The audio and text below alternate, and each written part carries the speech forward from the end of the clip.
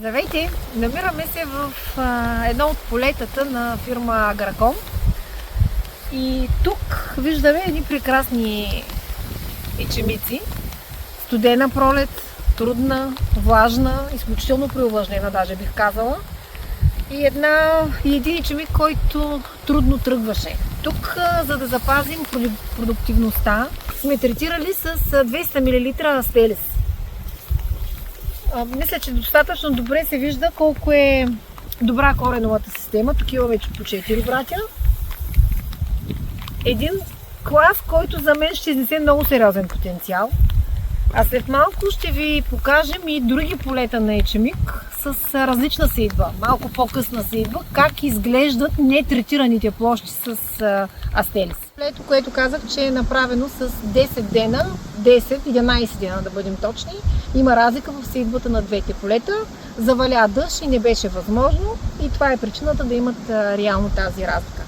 Не случайно сме използвали в полето астелис. Преди малко от това поле, което видяхте и този ечемик, разликата е буквално в големината на класа. 10 дена разлика и позиционирането, разбира се, на астелис.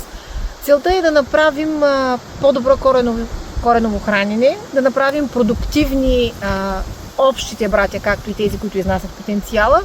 И на последно място, но не последно по значение, възможността на астелис да изнесе с 12% повече от азота, който сме подали и този, който е активен в почвата. Очакваме вече на жътва да засечем точно каква ще бъде разликата в добивите от двете полета, третирано и не е третирано с астелис. Слави, помниш ли коя беше датата, на която третирахме с астелис? Третирането с астелис беше около 3-4 марта тая година. Самостоятелно ли го направи? Да, самостоятелно. На тая последна сейдба, както ти каза, около 17 ноември е сега това, което следва. А то, като го показахме, около 9-10 октомври. 10 дена разлика сейдбата. А сега гледаме изравнение. Така, изглеждат прекрасно изравнени. Окей, вече на жътва ще видим точно каква е разликата. Да, може.